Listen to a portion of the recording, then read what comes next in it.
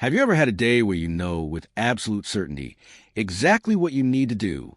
Maybe it's a project for work, a creative endeavor you've been dreaming of, or simply a task that would make your life demonstrably better.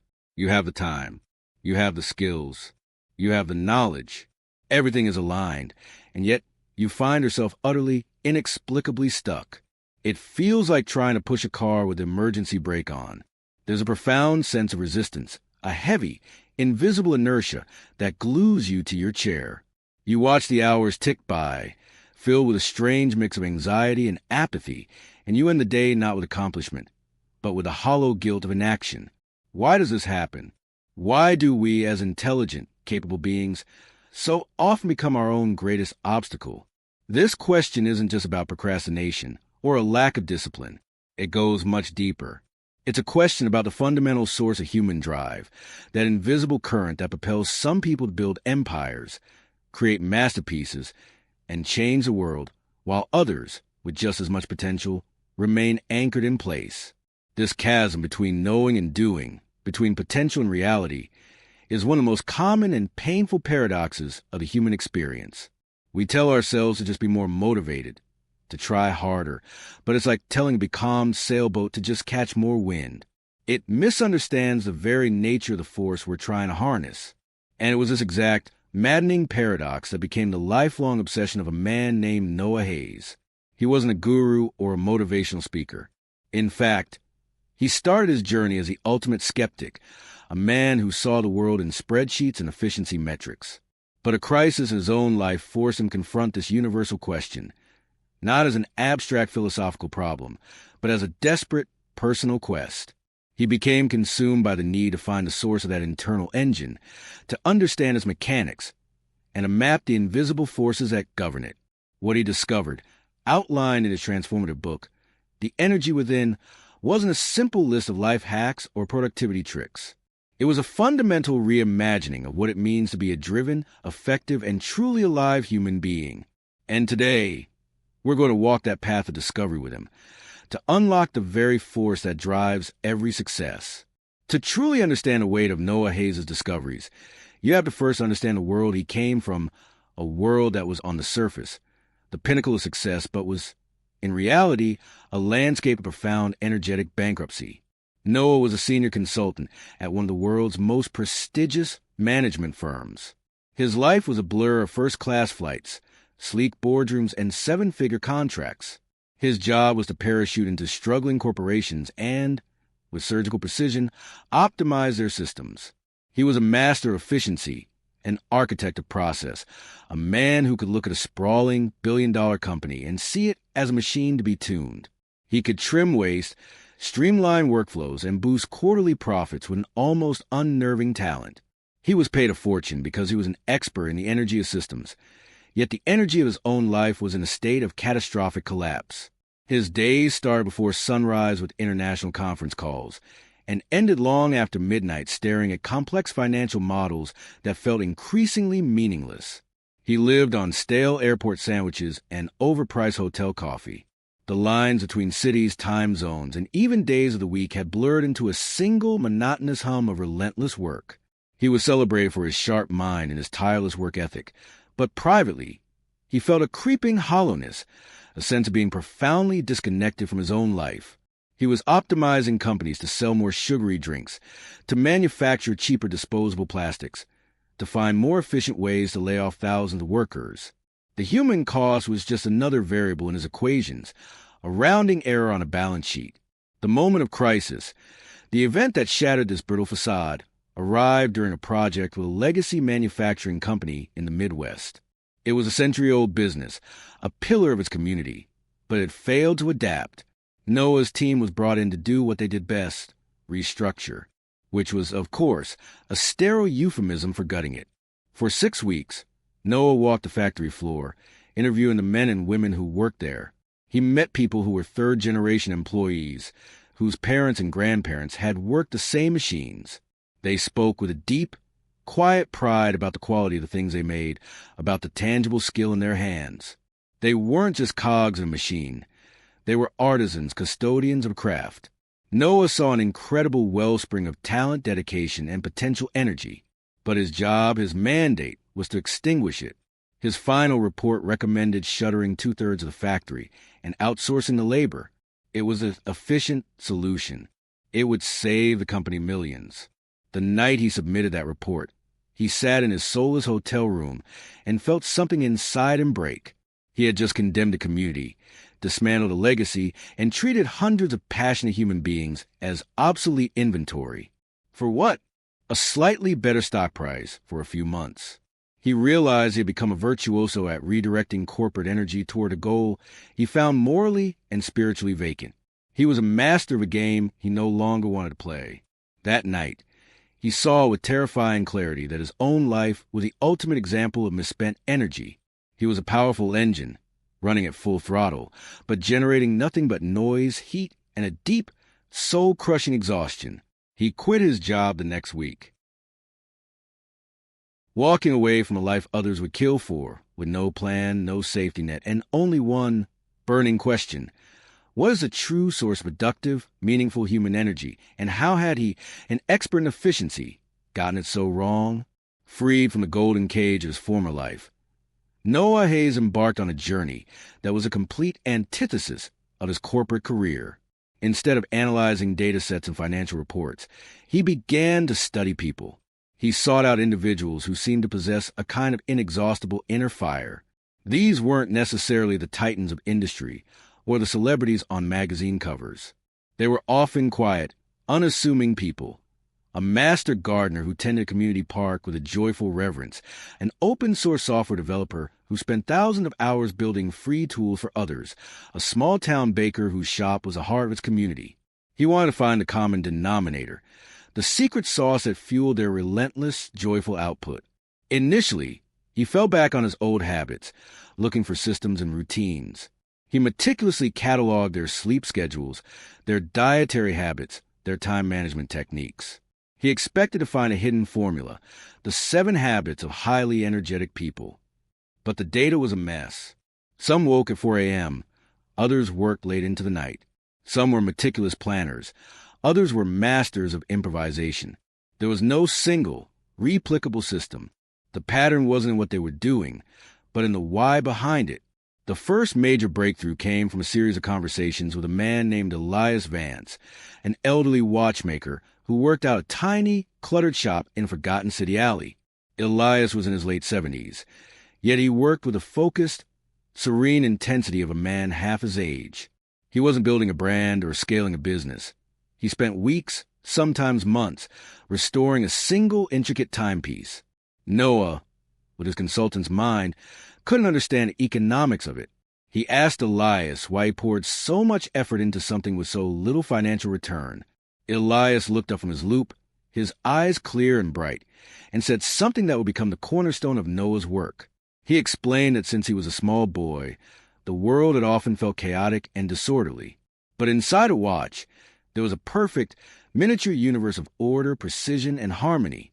Every gear, every spring, every tiny screw had a purpose, and they all worked together to create a single, elegant outcome. The steady, reliable measurement of time. When I am at this bench, Elias said, I am not just fixing a watch. I am creating a small pocket of perfect order in a chaotic world. Every piece I set in place is a vote for harmony over entropy. It is the most meaningful thing I can do. In that moment, Noah understood. Elias's energy didn't come from coffee or a good night's sleep. It came from a perfect, frictionless connection between his deepest personal value, the creation of order, and his daily actions.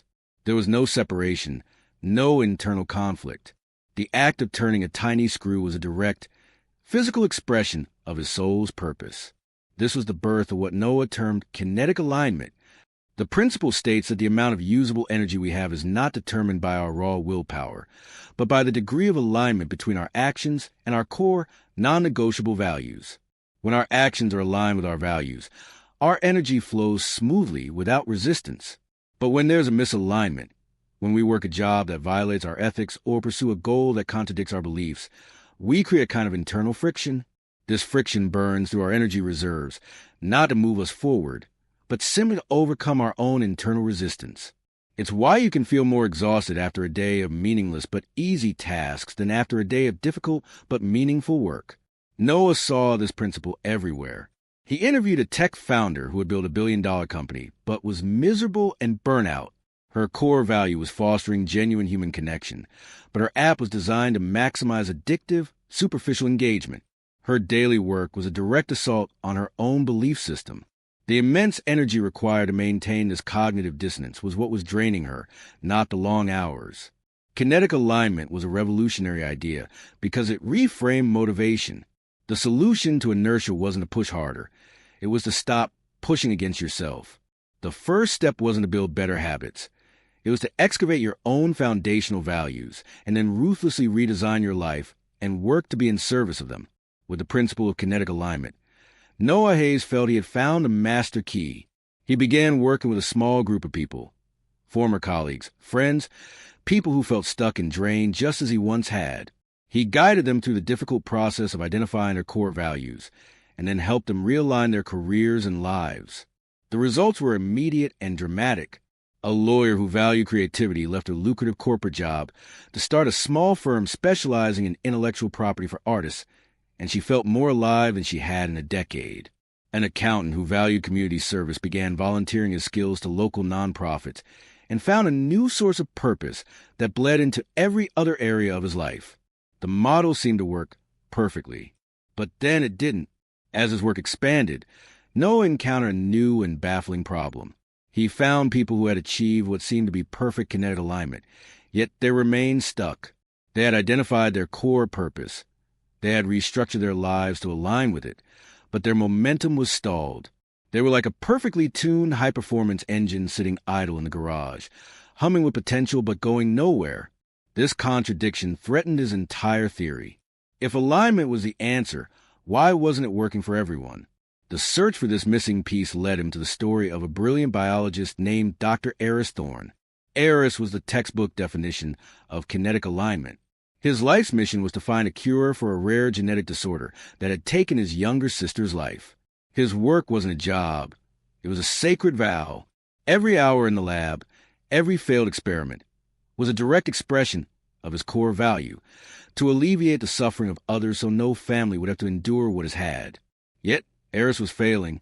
His research had hit a wall. His grant proposals were being repeatedly rejected, and his spirit was beginning to fray. Noah spent several weeks observing Eris and his environment. The man himself was a powerhouse of aligned energy, but his surroundings were a swamp. He was working in a university department that was deeply conservative and risk-averse. His research was unconventional, and his superiors saw it as a dead end, a drain on resources. His few colleagues were competitive, not collaborative, jealously guarding their own work. When he shared a small breakthrough, he was met not with excitement, but with skepticism and professional jealousy. He was, in effect, a powerful radio transmitter broadcasting on a unique frequency in a room filled with static and interference. His signal, no matter how strong, was being scrambled and dampened by his environment. This was the second great revelation. Noah realized that our personal energy doesn't exist in a vacuum. It is a vibrational force, and like any vibration, it can be amplified or muted by its surroundings. He called this second principle potential resonance. It posits that for our aligned energy to translate into momentum, it must exist in an environment that resonates with its frequency. A resonant environment is one filled with people, ideas, and opportunities that are in harmony with our own values and goals. It's a place where our contributions are recognized, our ideas are built upon, and our purpose is shared. A dissonant environment, on the other hand, actively works against us, creating external friction that drains our energy just as surely as internal misalignment does. It's the critical boss, the cynical friend, the organizational culture that punishes innovation. Dr. Thorne's problem wasn't a lack of alignment. It was a lack of resonance. Acting on this insight, Noah helped Eris secure a position at a small, forward-thinking biotech incubator. The change was like night and day. In this new environment, his unconventional ideas were celebrated. He was surrounded by other passionate, collaborative scientists who were excited by his work. When he hit a wall, he had a dozen brilliant minds to help him find a way around it. His energy, once dampened, was now amplified 100-fold by the collective energy of the group. Within 18 months, his team made a breakthrough that would become the foundation for a revolutionary new treatment. He was the same man, with the same core purpose and the same kinetic alignment. But by changing his environment from one of dissonance to one of resonance, he unleashed his potential. This discovery added a crucial and challenging layer to Noah's work. It wasn't enough to just fix your inner world. You also had to become a ruthless curator of your outer world, intentionally seeking out people and places that resonated with your frequency, and bravely distancing yourself from those that did not. For a time, Noah Hayes operated with this two-part model. First, find your internal kinetic alignment, and second, find your external potential resonance. It was a powerful combination, a significant leap forward in understanding human drive. He had helped people transform their lives with this framework, but there was still a piece missing. He saw the two principles as a sequence, a checklist, step 1, then step 2. But he kept observing a phenomenon that this linear model couldn't explain. He saw that individuals with an exceptionally strong sense of internal alignment seemed to almost magically attract resonant opportunities and people. It wasn't just that they were good at searching for them. It was as if the resonant environment began to bend and reshape itself around them. Conversely, he saw how a highly resonant environment could take someone with a vague sense of purpose and, over time, sharpen and clarify their internal alignment, giving them a stronger sense of self. The two principles weren't a sequence. They were interacting, influencing each other in a dynamic, continuous loop. The final, unifying aha moment didn't come in an interview or a research lab. It came on a solitary walk through an old-growth forest. As he looked at the complex, interconnected ecosystem around him, the way the tallest trees created a canopy that allowed certain shade-loving plants to thrive on a forest floor, how the fungi on the ground were in a symbiotic relationship with the roots of those trees, exchanging nutrients. He saw it. The forest wasn't a collection of individual parts. It was a single, living system where every element both shaped and was shaped by every other element. This was the grand synthesis. It wasn't alignment, then resonance. It was a single, unified system he came to call the harmonic field. The harmonic field is the idea that our internal state of alignment and our external state of resonance are in a constant, dynamic interplay. They are two sides of the same coin, locked in a perpetual feedback loop. A strong, clear internal alignment acts like a powerful magnet. It broadcasts a clear signal into the world. This signal naturally attracts people, opportunities, and resources that vibrate at the same frequency, thus creating a more resonant environment. At the same time, a highly resonant environment acts as a crucible. It challenges and supports you, forcing you to refine your values, clarify your purpose, and deepen your internal alignment. It's a virtuous cycle. The stronger your inner clarity, the more supportive your outer world becomes.